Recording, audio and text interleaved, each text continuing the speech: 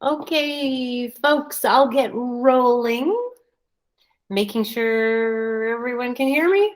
Maybe a thumbs up. Beautiful. Thank you. Welcome. I'm glad to see you here. There's a lot to think about senior year. There's a whole lot. And first, let me remember to say that all the slides and all the links on these slides will be posted on I'll be showing you our counseling website, and there's a page just for seniors. So I will have the slides on there, and then when I turn this into a pretty little video, hopefully later this week, and edit out some of the stuff at the beginning and the end, and I will publish this as a video if you have family members or friends who wanted to see this and couldn't see it. So on the page for seniors on the counseling website will be all of these slides, all these links, and this video. So, because I always hate when I go to a presentation and I'm like, am I supposed to be taking notes? Are they going to send me these slides? So take notes if you like. There's a lot of details. There's a lot of stuff, but the slides will be there if you want to go back and look at them. So I'm Valerie Velhagen, and the college and career counselor at Eldorado. It's my 12th year in this position, and I love it. I've done all kinds of counseling before, school counseling, mental health counseling, and I just love the college and career stuff, and love working at Eldorado. My daughter graduated from Eldorado in 2018, and so I've gone through the whole college search and stressful financial aid thing and finding scholarships and where's she going to go and who's going to pay for it. And I've done all that. So happy to talk to you as a fellow parent as well. So what I'll cover today, and if you've got questions, maybe save for the end, or I'll show you how to contact me at the end. But the most commonly, the stuff that parents ask the most is, how does my student figure out where to apply? What are some, what are the options for researching colleges, both in-state and out of state? When are they supposed to apply? What does the application consist of? What if they don't want to do traditional college? What if they're looking at trade school, apprenticeships, military? I have resources for every single student that's out there to find the right fit for them, and that's what I want. So we have all kinds of interesting programs out there. So the goal is to just have them be someplace next fall where they're getting more education or training and cooking right along after graduation. The timeline for college applications, and when do you put them in? Can you expect to hear back? How and when do you make a decision? And May 1st, actually, like 2 weeks before they graduate, that is the official National College Signing Day. So colleges are happy to hear from you before then if you know exactly where you want to go and you want to make a commitment to that school. But the good thing is you can wait until May 1st and let colleges know. So what you're going to be doing is getting your admissions letters and your scholarship letters and finding out about financial aid and sitting down as a family in the spring and going, okay, what's the plan? Where are you going? And you can wait till as late as May 1st to make that decision if you want to. Okay, paying for college, the big thing. How do you find scholarships? How do you do financial aid? Are there any good deals on tuition at any colleges that we should know about? So we'll talk about those. And then where to find all the resources for those kind of things, financial aid, scholarships, college searches, excuse me. So I'll show you all that stuff. And then let me see, I'm trying to remember how to toggle back and forth between slides. Here we go.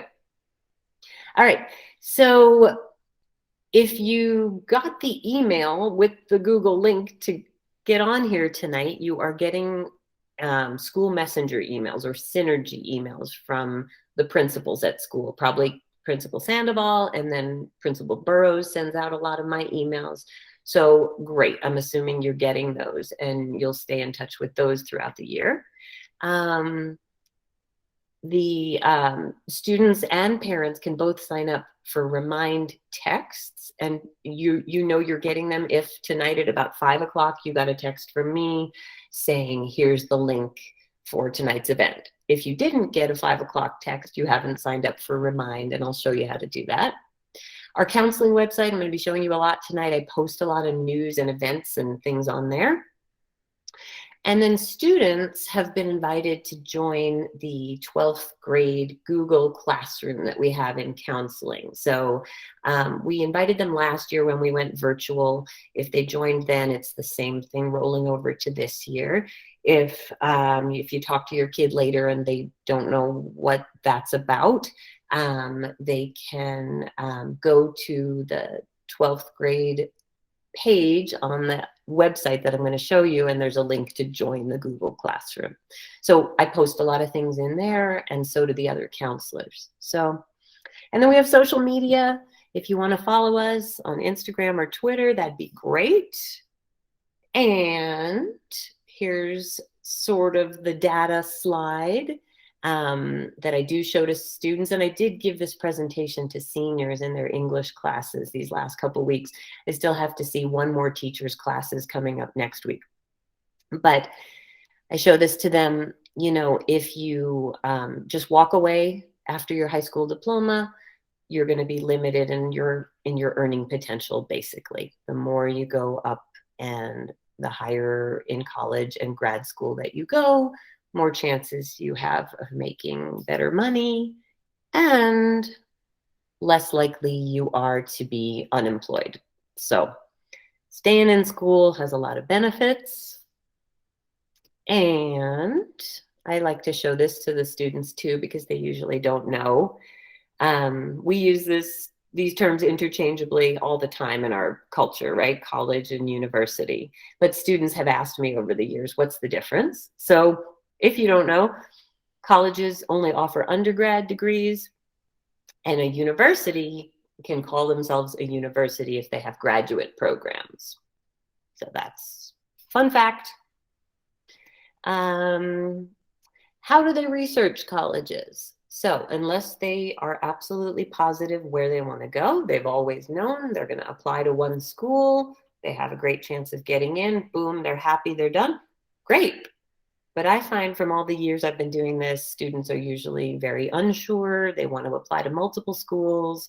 They want to see where they can get in and have their options open until maybe even as late as May 1st, senior year. So if your student is wanting to research colleges more, one thing they can do is go into their U Science results. So last year in physics class or astronomy class, whatever science students had for junior year, they did this project called U Science, where they did, they're like brain games. So instead of it being, it's all about career.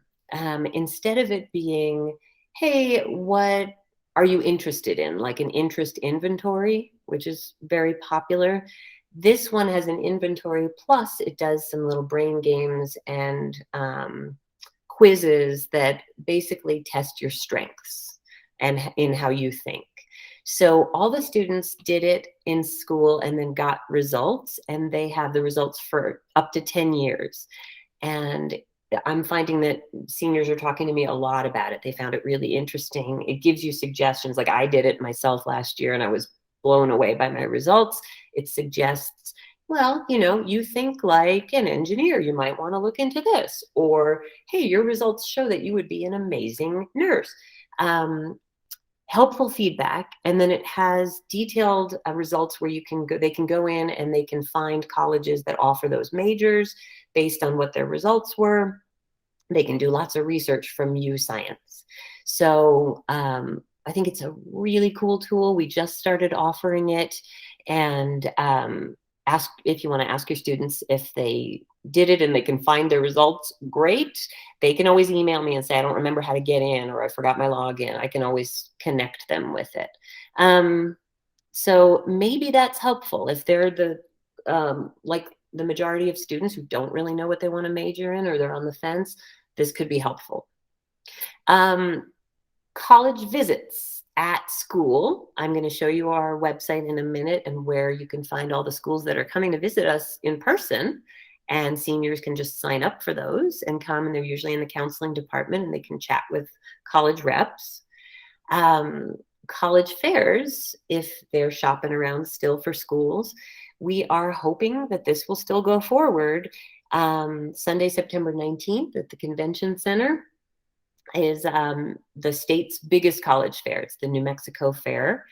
Right now we have about 60 colleges signed up to come from around the country. And I volunteer on the committee for the fair, and I'm hoping it's going to be really good. So usually students come with their families or with a group of friends. They just stroll around sometime from noon to 3 at the convention center. You get the brochures and catalogs and talk to the colleges. So think about attending that. Seniors are all going to come to a college fair on campus, which is great. So with their classes on September 21st, a couple Tuesdays away. Need to let someone in. Okay. And so they will, at that fair that we're having on campus, they can apply to colleges right there. They can get the info. All of our in-state schools will be there, plus some out-of-state schools for sure. So it's a great opportunity for students to get to chat with colleges then. And it's very relaxed. They just go from table to table. It's going to be in the courtyard and get info from lots of schools. So that's happening. All colleges these days either are offering tours of their campuses in person.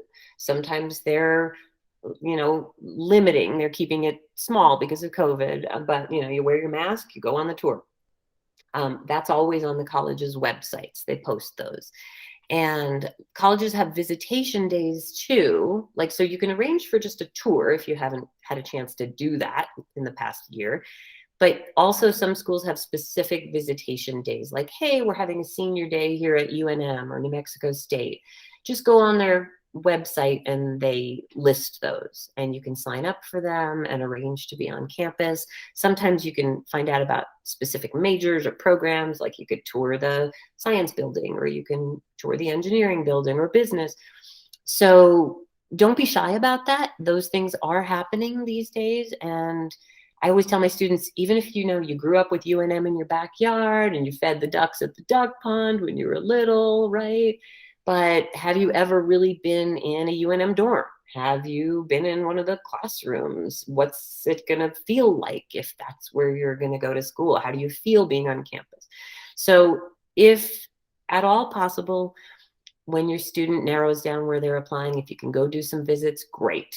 Some families, if their kids are applying out of state and it's going to be a little crazy to travel, they just wait and see where their kids get admitted. And then they say, okay, let's go do a spring break trip and we'll go check out these schools. People are different about how they want to do it, but I do recommend getting on campus, being there in person. There's lots of college research search engines where kids can type in, hey, I want a big school. I want to be on the West Coast. I want this, that, this major, this program, and they can search the thousands of colleges that this country has. I'll show you where to find those. I have books in the counseling department that I loan out a lot. Students are welcome to borrow, or these are some of the ones, my favorite ones I listed here, I found were really helpful.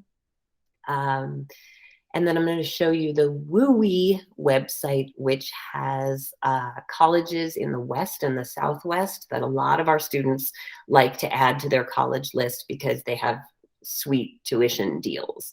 So as your student is researching maybe where to apply, we'll look at the WUI website. All right, so here, before we start looking at all those resources, of course, these are kind of no-brainers that I tell kids, you really need to figure out what you want. There's thousands of colleges.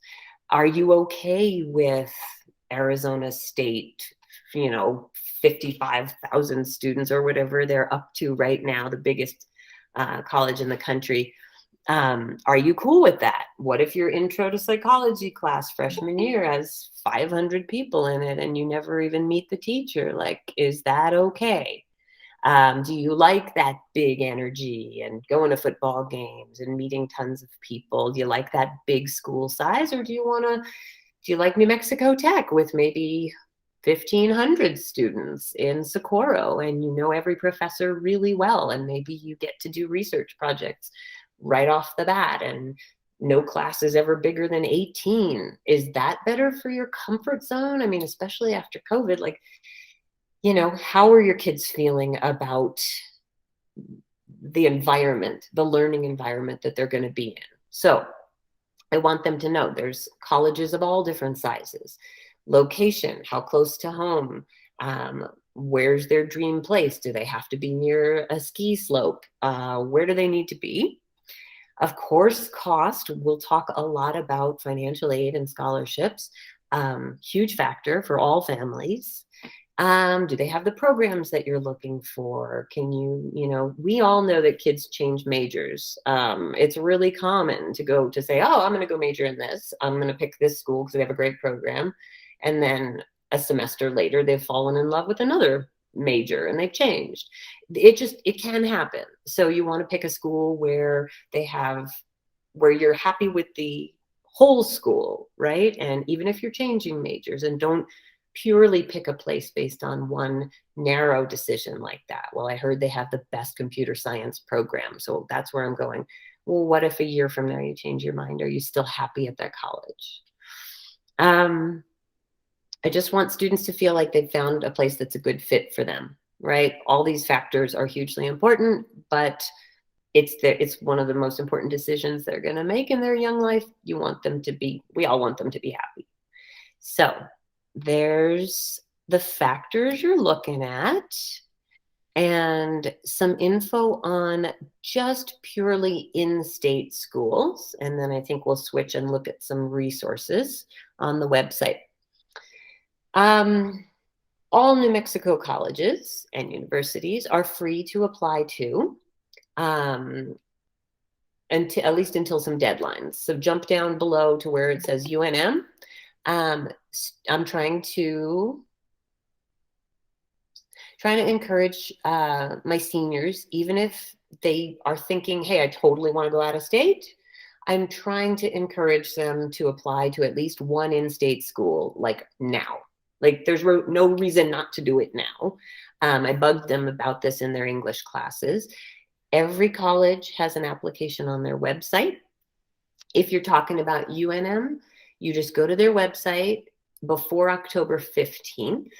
They'll waive the $25 fee, and you just need the magic magic trick. You select, I'm going to mail in my payment. That's when they ask you, how are you going to pay? There's a place on the application to say mail in payment, and they won't charge you if you do it before October 15th. So and UNM told me to tell students this. It's not like we're being sneaky. They said, tell your students they apply before October 15th and just check, I'll mail in my payment. They won't be charged. And New Mexico State, they're free. Their application on their website is free until December 1st. So you're saving $25. And then, good question, I see, Sally. Yes, and I'm going to talk about CNM specifically in a little bit, but if students are dual credit students, either at CNM or UNM right now, they still have to reapply to that college as an incoming freshman. That's a good question. So yeah, we'll do that. CNM's application doesn't open until December 1st to be a college student at CNM. So maybe mark your calendar for that. But all of our in-state schools, their applications couldn't be easier. They're on their websites. They don't require essays. They don't require letters of recommendation. It's super simple. 10, 15 minutes, boom, you've applied to college.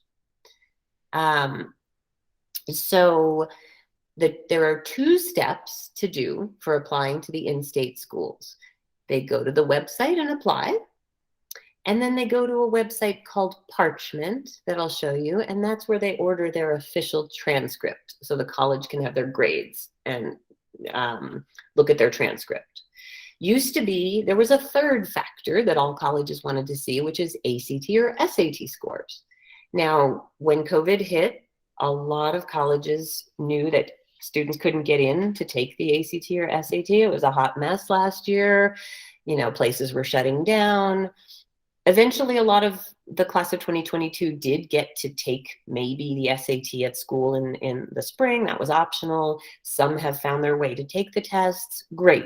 If they have test scores and they're happy with them, they can send them, and they'll be used to place them in classes as freshmen. They may be used for some particular scholarships where it could weigh in their favor to send good test scores. But all of our in-state schools have gone test optional for the class of 2022. So if your kid did not take the ACT or SAT, or if they're awesome and a great student, but they just are not great test takers, or if they're like, Mom, I'm not retaking that test, if that's where you are, there's all kinds of stories out there, but they do not have to have ACT or SAT scores to apply to our in-state colleges. Junior colleges too, yeah, it's very typical that they don't require test scores, junior colleges. I would check each one by one, but CNM doesn't, junior colleges typically don't. So the turnaround time for our in-state schools, super fast. If they get your application and your transcript and you're admissible, you meet their requirements, the students should be getting a letter in the mail and probably also an email within a couple of weeks. It's really fast, within a couple of weeks. We're talking in-state schools. You apply to UNM this weekend, you send in your transcript, give it a couple weeks, and I think you'll be hearing back from them. Let's see.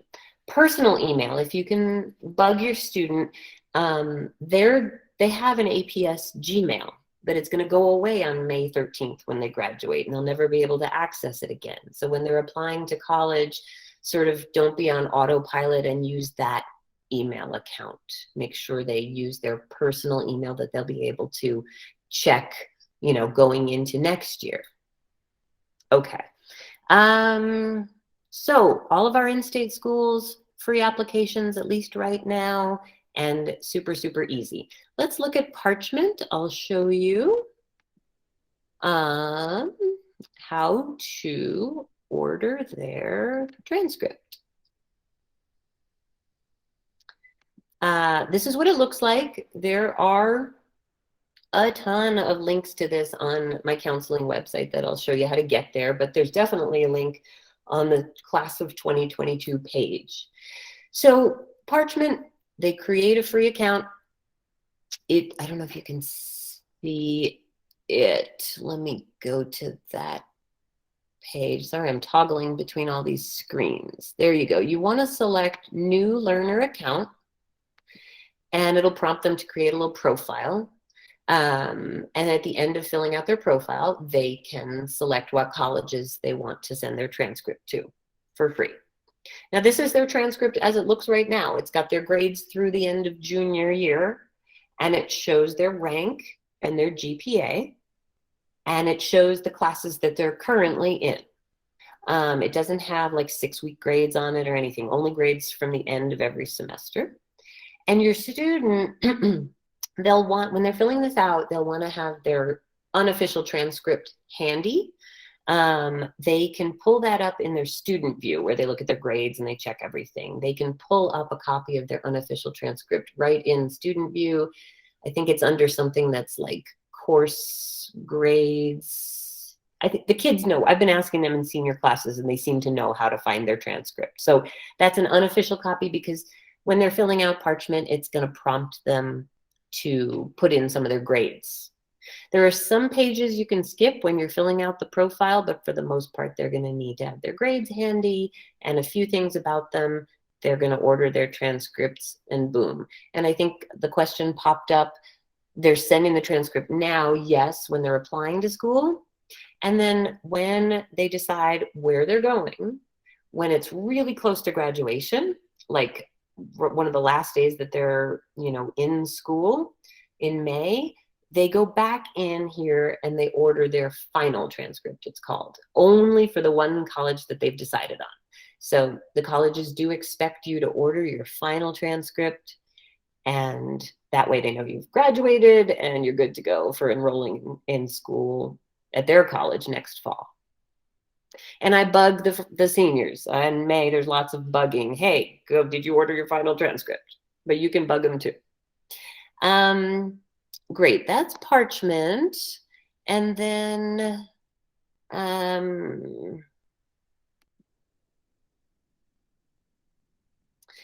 so we talked about in-state schools, and here are some out-of-state popular colleges. No, this is not me promoting any particular school. Oops, any particular school? Hang on.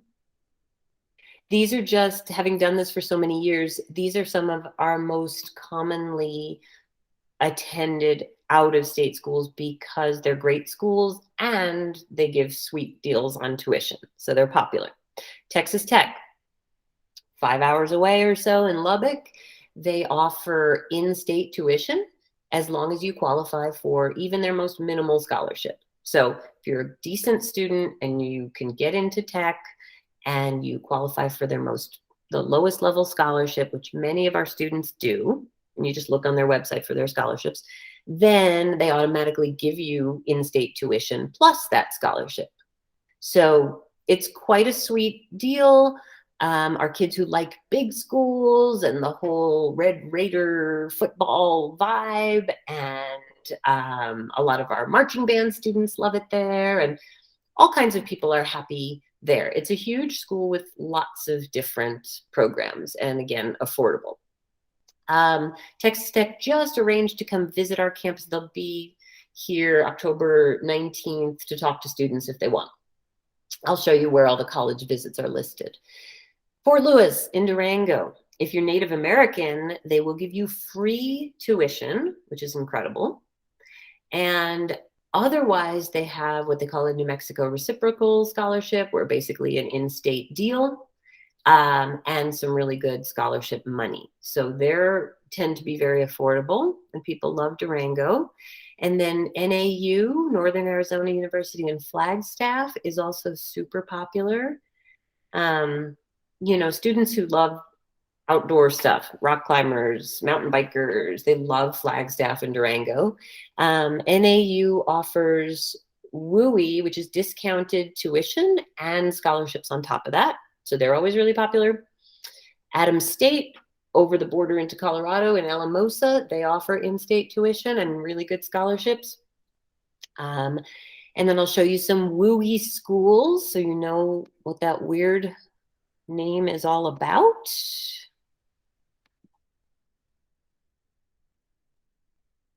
And then I will circle back to talking about in-state schools and their scholarships and the lottery and all that. If you've got questions about that, I'll be coming back to those things and talking about CNM and transferring too.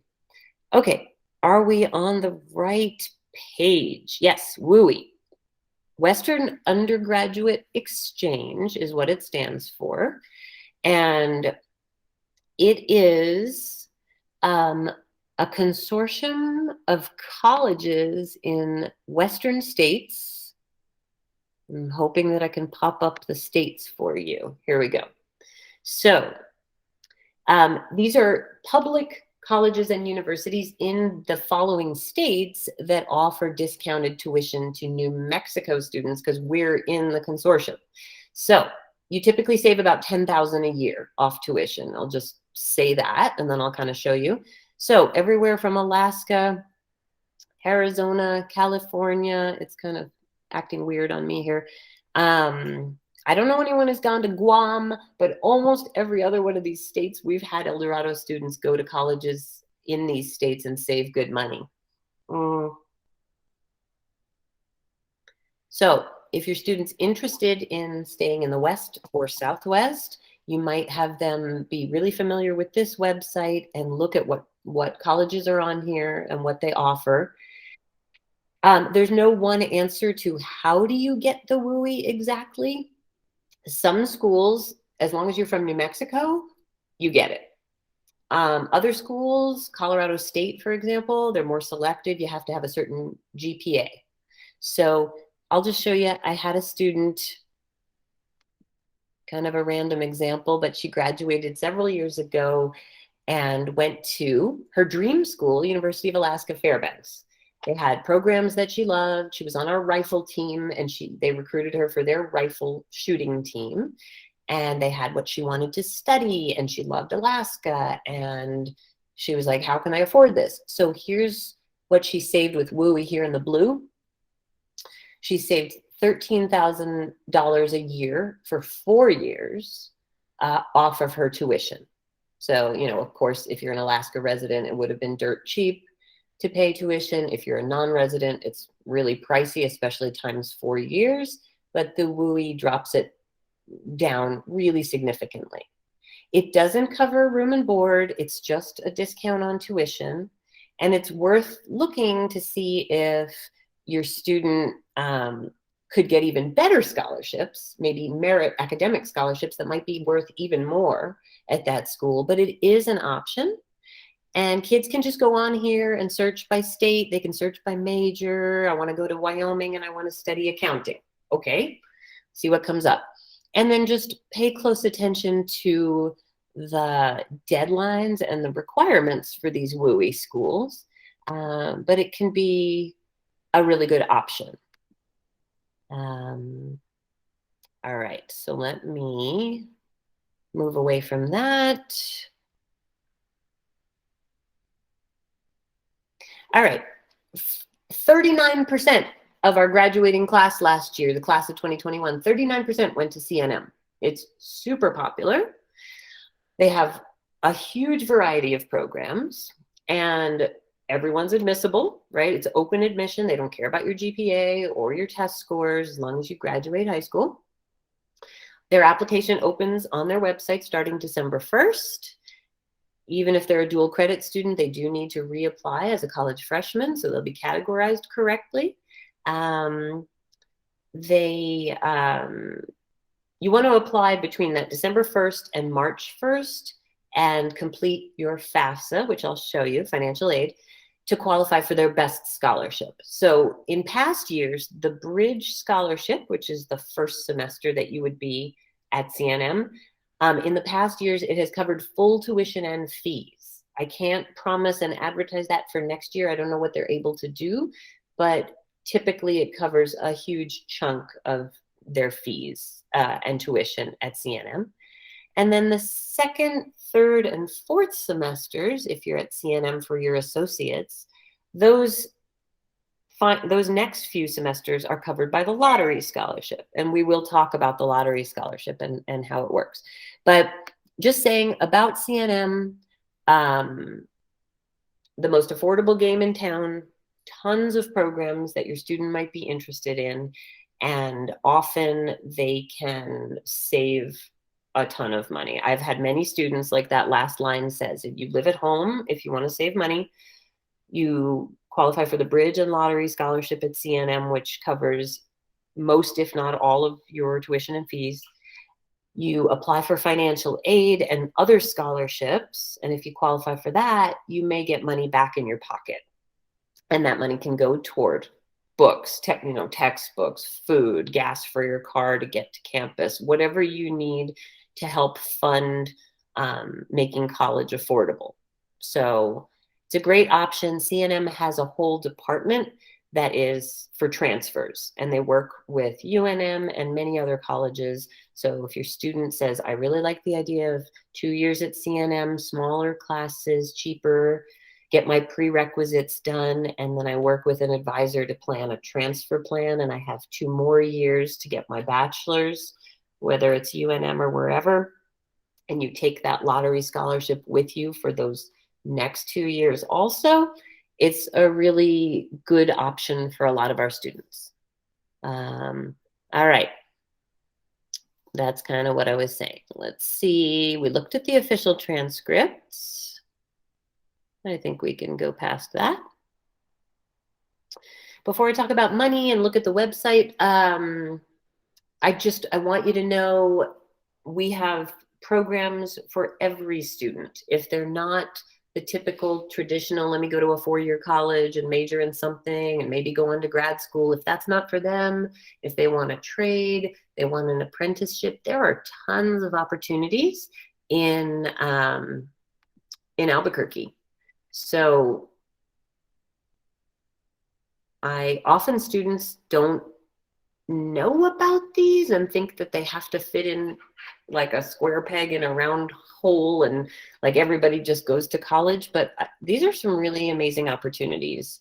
This is my counseling website. There's a whole page that I'll just show you and then you can go back to this, but apprenticeships where you're paid on the job to learn, all kinds of trades, all kind of options. So I want you to know that this website is out there. There are lots of students who I think would be happy to know that there are other options.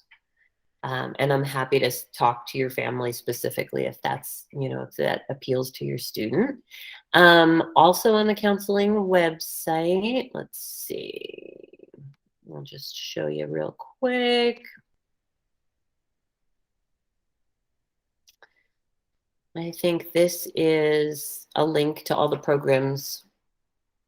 There we go.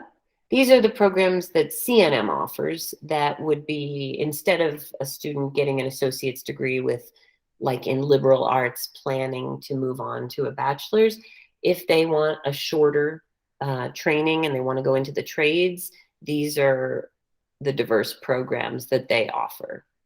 So all of these, we need people in all of these fields. So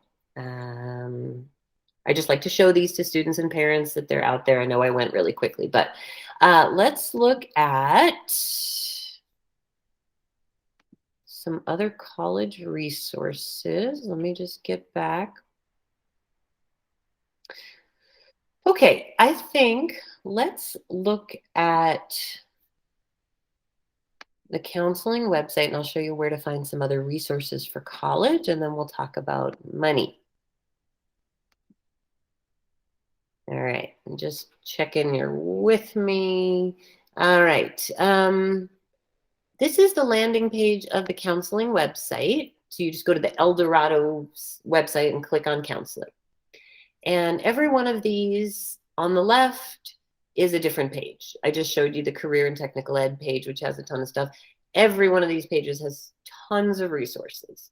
So when I show it to students, I think they're like, oh, okay, that's where I can look up scholarships, or that's where I can look up colleges. I'm going to jump down to under the news. This is that college fair at the convention center I mentioned. This is an event tomorrow night if your student is considering applying to military academies, Air Force Academy, West Point, Naval Academy, those. This is really a good event tomorrow evening. Native American students, there's a college fair happening on Saturday the 18th. Tomorrow, I'm hoping some of your students will come to this. At lunchtime tomorrow, UNM Engineering Department is coming along with one of our teachers who's an electrical engineer and used to run the engineering program at UNM. Just an info session. If your kid is thinking about engineering, or they did that U Science career quiz I was talking about and it said, hey, you should consider engineering. I hope they'll come just hear what they have to say at lunchtime tomorrow. It's in our lecture hall. They just show up with their food and come on in and hear about engineering. A little lower down, this is where seniors and juniors can sign up for our college visits that are happening. And I texted it out today and remind too. I was like, hey, students, sign up for these visits. What happens is they come onto campus, they come to the counseling department, to a room that we have, and they're there to answer students' questions. They have brochures, they have scholarship handouts. They say, here's why you should consider coming to New Mexico Tech. Here's what our programs are like. So we've got Tech coming and UNM next week, and Tulane from New Orleans, if the poor rep survived the hurricane and can travel. We have somebody coming from Tulane next week. We've got colleges from all across the country. If it says in person, they just come to counseling. If it says virtual, they log on with a Zoom link that I will email to them. Here's NAU that I mentioned in Flagstaff. They're coming next month. And Texas Tech I didn't add because we just decided like an hour ago that she's going to come that same day in October. I'll be adding that and lots more schools. I know New Mexico State is coming. Lots more schools are coming.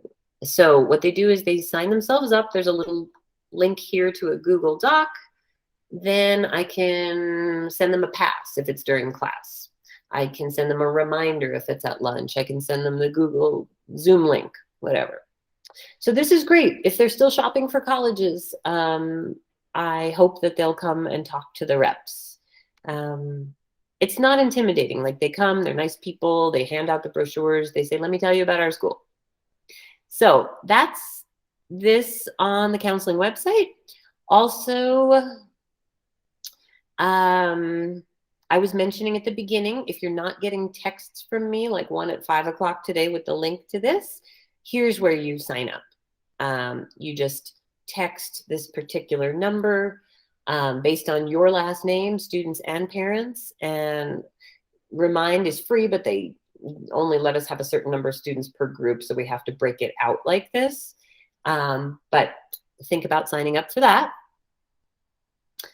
And then every single one of these pages is just chock full of info. This is what I was telling you. There's one for seniors where I just add more to all the time.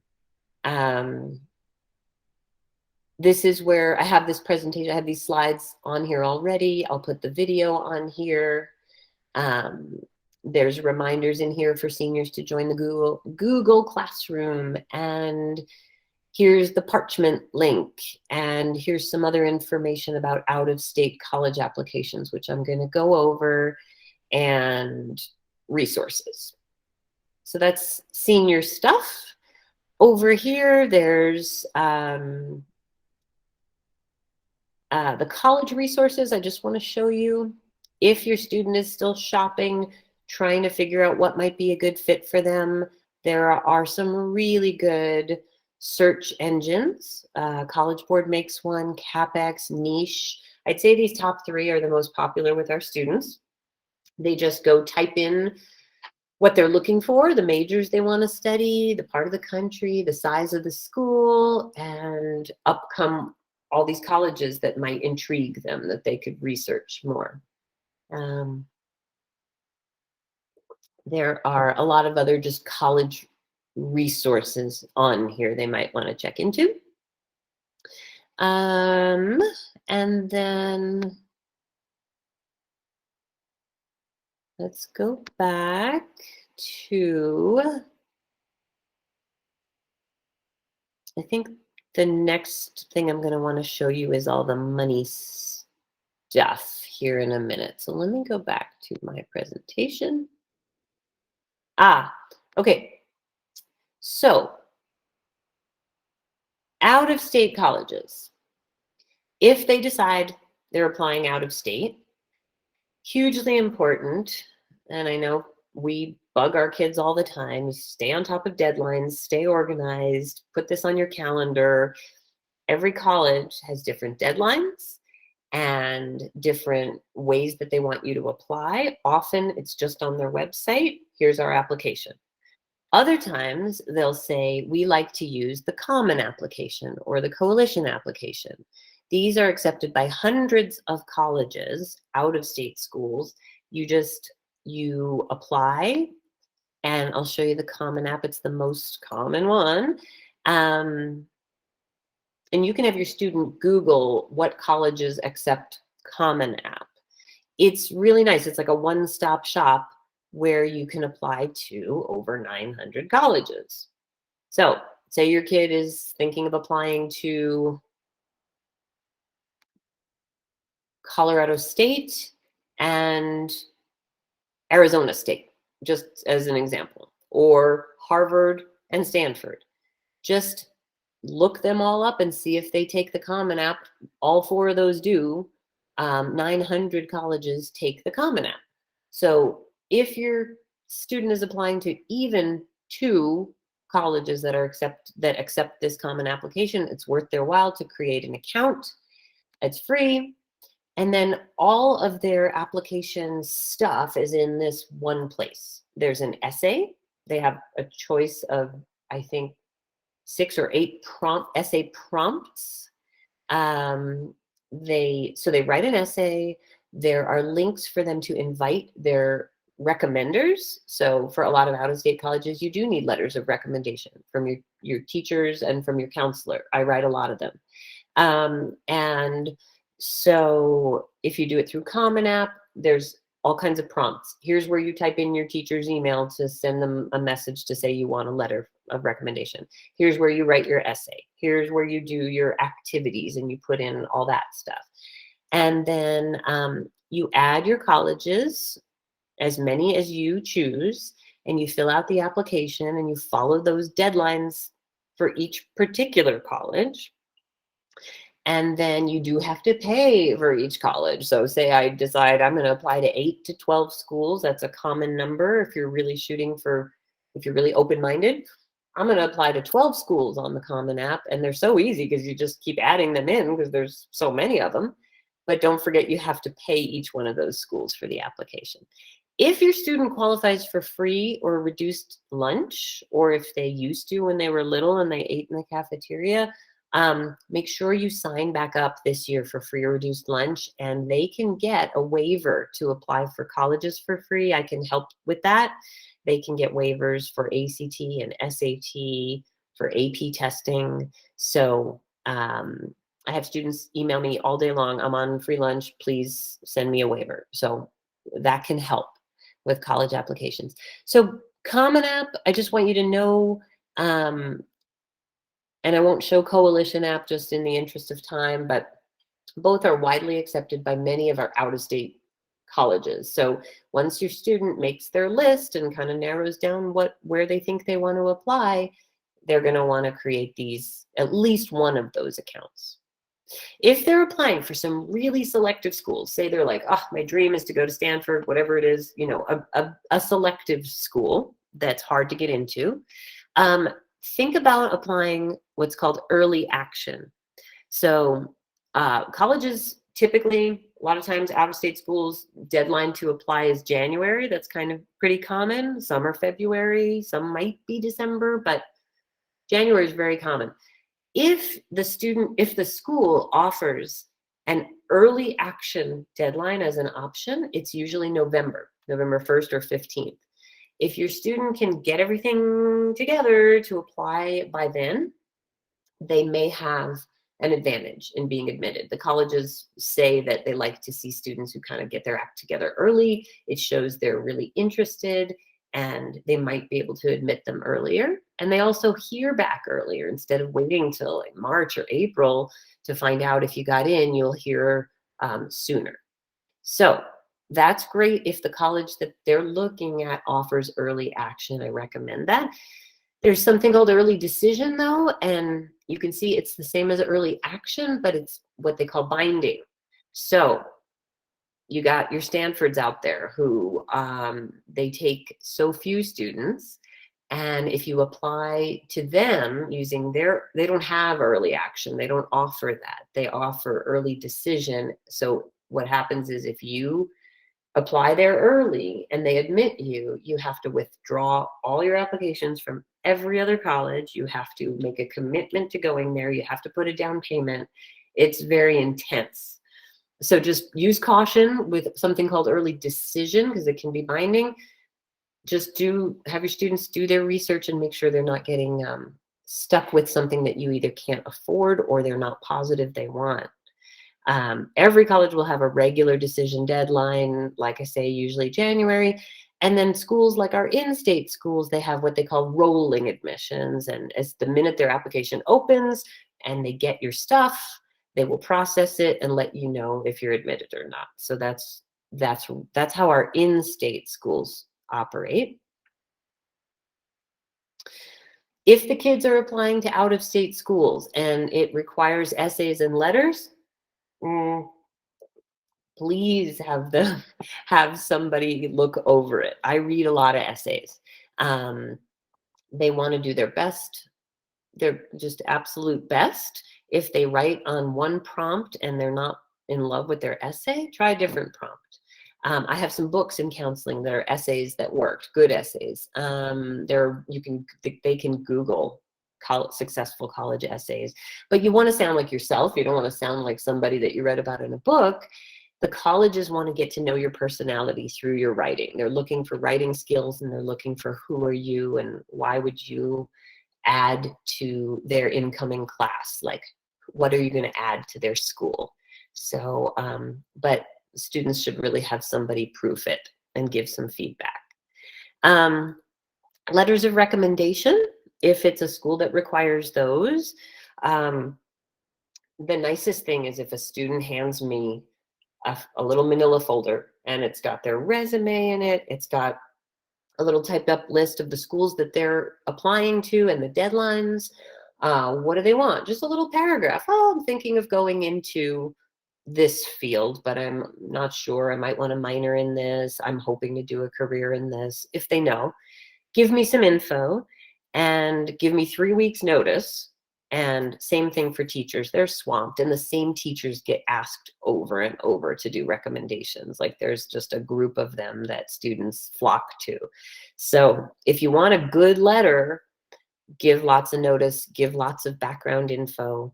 I meet with the students multiple times. If they're expecting a letter from me, they have to come and make appointments with me and get to know me and talk to me. So that's required. Super quickly on the testing, we talked about how ACT and SAT are often optional for many colleges. You got to check with the out-of-state schools, but boy, it's become really, really common that they're either test optional or they call it test flexible. Sometimes the tests are used to qualify for merit scholarships, but not as much as they used to be. A lot of times colleges have switched to, well, we'll decide our merit scholarships just based on your transcript and your GPA. But check with each college. It's not too late if your student decides they want to take or retake the ACT this fall. They're offered 7 times a year, each test. I've got an ACT, SAT page with all the links, all the info. There's an SAT and an ACT both in October. I have a test prep page, which has practice tests. Like, say your student took the SAT on campus last spring and they did okay, but they didn't love it. Maybe go to the test prep page or come and visit me in counseling, and I'll give them a practice ACT. Maybe they like that better. Maybe they are faster and better on that. So every college, they don't care which one. Every college accepts both ACT, SAT. So if your student is doing their college research and they're like, you know what, if I actually had a better score, I might have an advantage to get into this school, or I might get a scholarship. They might not, though. These are really complicated times. I think if it were my student and they just they had one test under their belt and it wasn't like an amazing score for the schools that they're shooting for, maybe I would have them retake it one time or try the other test that they hadn't tried yet. But again, if they look at their college list and they're like, I'm going to New Mexico State, I'm 100% sure of that, there's really no reason for them to bend over backwards to take one of these tests because state doesn't require it. If you don't have an ACT or SAT, the college is going to give you probably placement tests to place you in classes in the fall. Or they'll look at if you have any AP credit and AP scores. Maybe they'll use those. This is the difference between the ACT and the SAT. Similar length of time and similar price, but people often feel like the SAT is not as rushed. But there are plenty of people who think the ACT is easier. The SAT is harder, the ACT is easier, but it could be the opposite.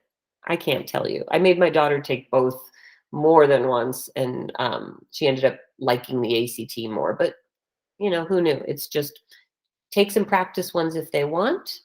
May or may not need it. You report your scores to the colleges if you choose to. All right. Thanks for sticking with me for this hour. I'm going to try to talk about money and then get out of here and send you to dinner at 7:15. That's what we can shoot for. Okay. So the types of financial aid. Of course, grants and scholarships, way best because you don't have to pay them back. Let's talk about, let me switch screens and show you. Okay. This website is from the FAFSA people, and I'm going to show you what the FAFSA is all about. It's financial aid application. But the types of money. So grants typically come from the government when you fill out the FAFSA. The Pell Grant is the most famous one. It's free money from the federal government to help your family pay for college. If your student is on free or reduced lunch, for example, if you fall into that income category, there's a very good chance you'll get at least a partial Pell Grant each year that your kid's in school, which is great.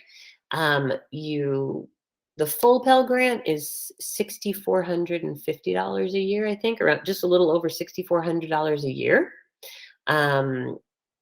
So that's the maximum that a student might get if their income falls in the right zone for that. And I can't tell you an exact cutoff point, but like I say, if you typically qualify for reduced or free lunch, you'll probably be close to that zone.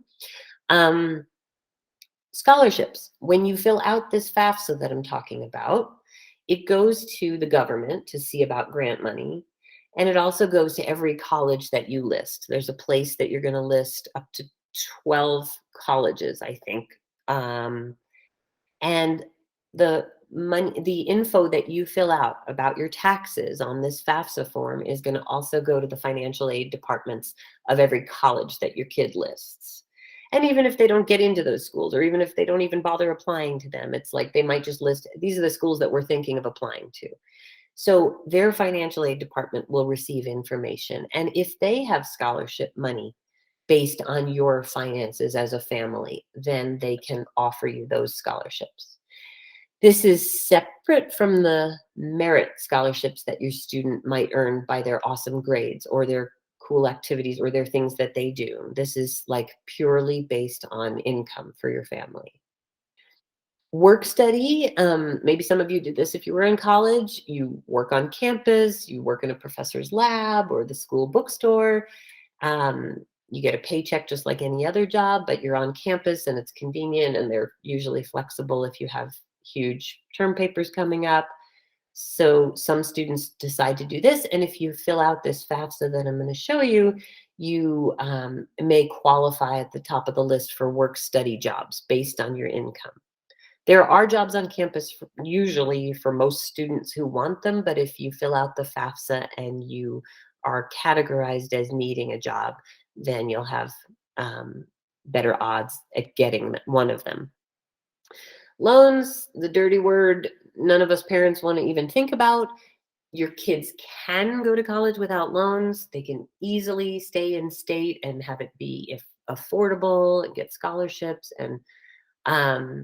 But some families make the decision that we need to take out a small loan to help pay for our students' dream school. Like, we sat down, we talked about it, we're going to go do it. By filling out the FAFSA, you qualify for government-backed low interest rate loans. Students can qualify for a certain amount, and then there are loans that parents can sign for. There's several different options, and when you fill out the FAFSA, you'll learn about those options, but nobody is saying to take them out. But if you choose to, this is the way to do them. So I keep dancing around this FAFSA. Let me show you the actual FAFSA website. Here it comes. It's a government website. It's fafsa.ed.gov. There's don't go to FAFSA.com. There's scams out there. So make sure it has .gov at the end. And this opens for seniors on October 1st. So that's a big date. I'll be bugging the seniors. The FAFSA's open. Hey, it's October 1st. So you can go in and fill this out as a family. on October 1st or as soon as possible thereafter. That money, that grant money, that's all a big federal pot of money and first come, first served. Those of you who have maybe older students and you've filled this out before and they didn't qualify for anything because your income didn't fall in the right category, I get the frustration of saying, I don't want to fill this out because we're not going to qualify. That's pretty common that I hear. But, excuse me, even if you think you won't get grant money from the government, many colleges do require you to fill out the FAFSA and make sure that they're listed on the FAFSA, and you just jump through that hoop so that then they look to see if all your ducks are in the row and they can offer you scholarships, and they say, oh, okay, this kid did the FAFSA. So it's just kind of a fact of life when applying to college, and you redo it every year. So October 1st for the 2022 school year that your kids are going to be going into, you fill it out. You start here. It's going to prompt you to create what they call an FSA ID. It's an ID for one for the student and a separate one for one parent. And you need that to sign this electronic document. So you need to provide your social security number and sign it. The student needs to have a social security number to be able to qualify for government financial aid. The parent doesn't, the student does. If the parent doesn't have a social security number, there's a way for the parent to sign this instead of using that ID number that I talked about. So you can contact either the FAFSA folks or me if you fall into that category and you don't have a social, but your student does. No problem. If a student doesn't have a social security number, they can qualify for state aid and college aid, but just not federal government aid. So feel free to talk to me about that. There's also an amazing department at UNM called El Centro de la Raza, and they help students and families all the time if they're undocumented, and they help them find scholarships and help pay for college. So I wanted you to know that. Once you fill this FAFSA out, October 1st, you'll check your email. Maybe 72 hours later, you'll have results. So it's very quick. You'll know, my kid didn't get any grant money, or, oh, my kid got a Pell Grant in the amount of $1,500 a year. Great, that's free money. You'll know the results. If you have a complicated family situation, you're like, we're divorced and I'm remarried, but my husband's not, and one claims one on the taxes, one claims the other. There's so many complicated situations. With the FAFSA, you upload your taxes from 2020 is what it is for this year that you need to do. Next year, when you do it again, it'll be the 2021 taxes. But it's the parent, if in the case of divorce, it's the parent who pays for 50% or more of the student's support. So kid lives with mom, but dad pays most of the bills. The kid is supposed to list dad. Anyway, ask me if you have questions about specifics, or there's a 24/7 hotline you can call with the FAFSA folks if you want to know. But I want everybody to fill this out starting October 1st as soon as possible. Every college has something called a net price calculator. That is required to be on their website, probably on their financial aid page. You can type in some data and it will spit out a kind of an estimate of what you might be looking at to pay for a year at that school. It's very flawed because you're not going to know the scholarships the kid's been awarded. You're not going to know a lot of things, but you can give it a shot. And parents do find that helpful. Scholarships. All right. So need-based is what we just covered. So purely based on your taxes. Versus merit-based. How did the kid do in high school? What's their grade point average? Does the school look at ACT or SAT scores, which really hardly ever happens these days? So there's the two kinds, and students can get both. They can qualify for those Pell Grants and those work-study jobs, and they can still qualify for merit-based scholarships based on their grades.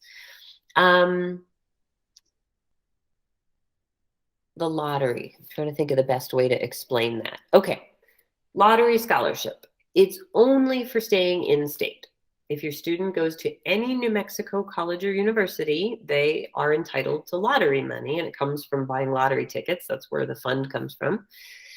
It doesn't kick in until the second semester of freshman year, because the first semester, you're proving yourself. You're keeping up a 2.5 minimum, and you're a full-time student.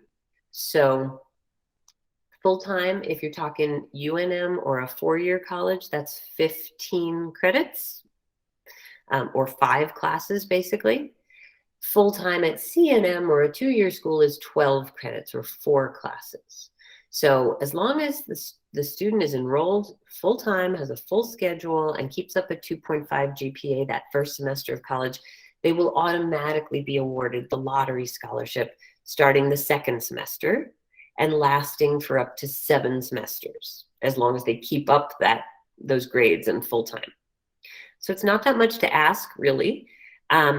If they take a gap year and they don't go straight to college this coming fall, as long as they start within 16 months of high school graduation, they can still qualify for the lottery. Every college in state, in order to bridge that gap of the first semester, they offer first semester scholarships. They're usually kind of small. They're usually like $1,000 or $1,500. But each college has different requirements for those. Like UNM, to get their bridge scholarship of $1,500, you have to be admitted by a certain date. And I don't think they require that you do the FAFSA, but UNM has another first semester scholarship where they do require the FAFSA. So all the in-state schools will give you something for your first semester if you qualify with the right grades from high school. And then you can look forward to having the lottery. Many of our colleges, many of our students will qualify for better scholarships than the lottery. There are higher level scholarships with better grades coming out of high school. So look at those websites for each New Mexico college that you're thinking about. Look at their scholarship sites and see what they offer and when the deadlines are. Do you have to apply, or is it automatic? It kind of depends. UNM, you have to apply for their top 2 scholarships. The Regents and the Presidential, those are their highest level scholarships, and there's an application on their scholarship website to apply for those by December 1st. Every other scholarship at UNM is just automatically awarded to the student once they get their transcript and they admit them, and they're like, oh, this student has a 3.6, we're going to give them the so-and-so scholarship. So I hope that makes sense. If you start looking at the websites for those in-state colleges that you're thinking about, it'll make sense when you see what their scholarships are. UNM just started this thing called the Lobo Promise a year or 2 ago, where if your family makes, I believe, under $55,000 a year, they will give you free tuition for the first year, for your freshman year. Let's see. So the lottery, I kind of danced around. I didn't say what it's worth. It depends on the school. So if you're talking about UNM, this year the lottery is worth about $3,400 a semester at UNM. It's really good. It's the best funded the lottery has been in a while. Like they announced it, the legislature announced this past summer, hey, we're really fully funded now. The lottery can be worth 100% of tuition, which is great. It hasn't been that way for years. It's been like about 60% of tuition. So this year, for the class of 2021, they got full lottery.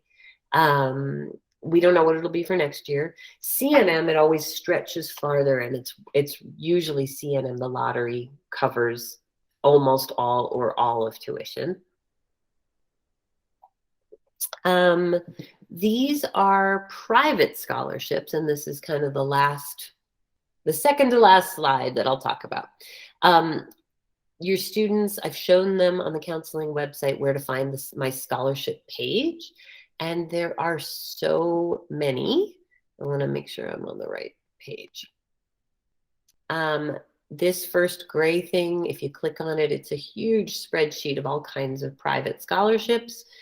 This College Board Opportunity Scholarship, students can just create an account and they get put in drawings for $500 at a pop. I've had students win that.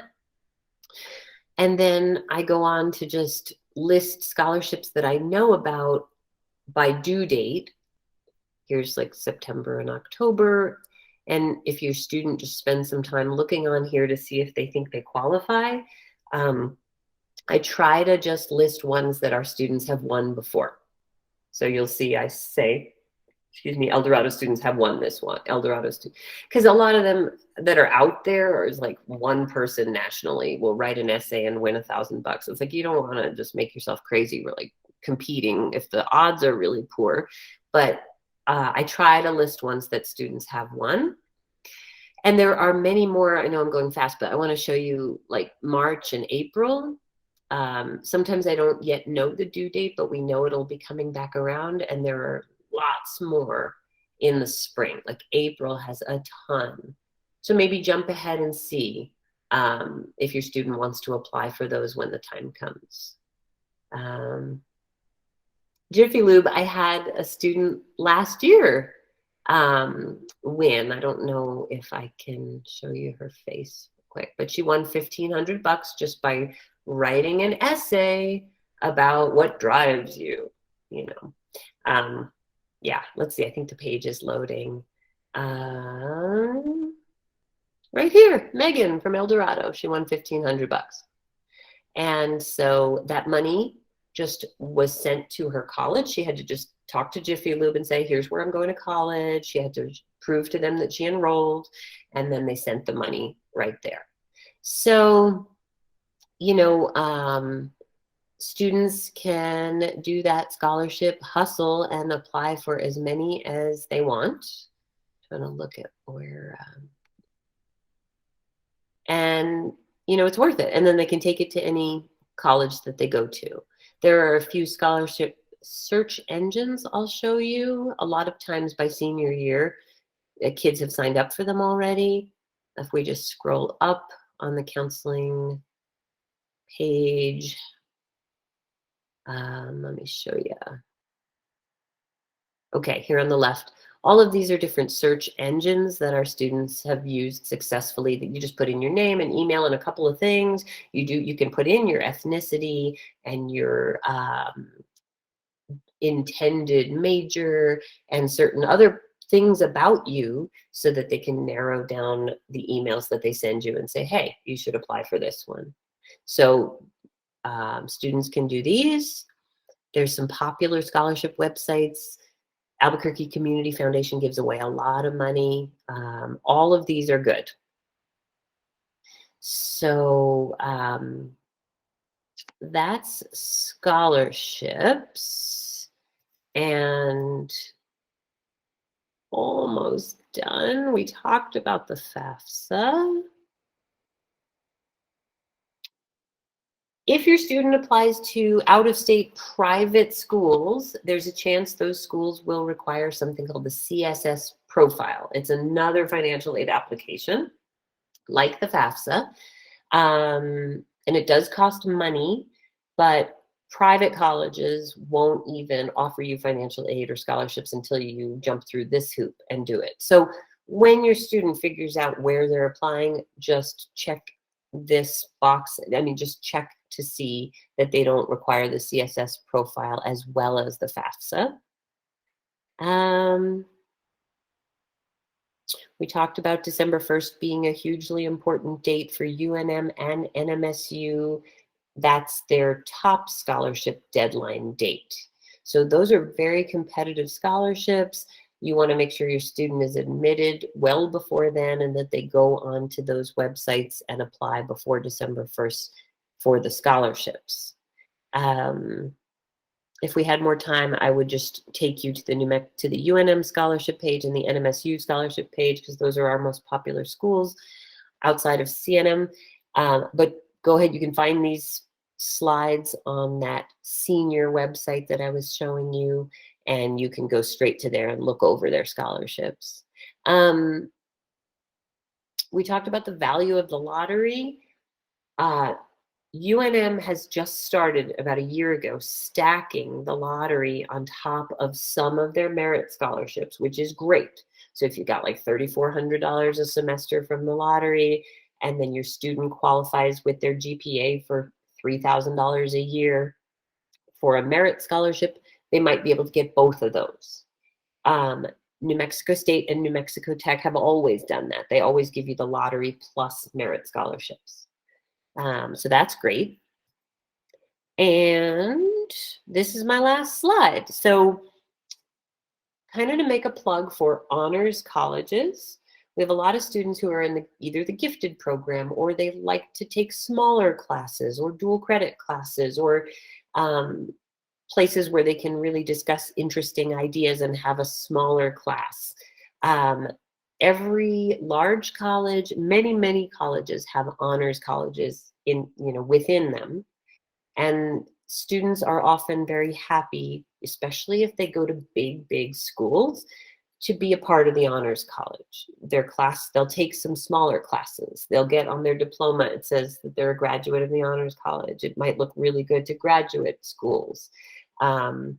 And they get to take an interesting variety of small classes and have some opportunities that are only open to honors kids. So if you have a great student and they're like going to end up going to a really big university, have them take a look at joining the honors college, and it might end up being like a little comfortable world for them, a small part inside the school, where they feel comfortable.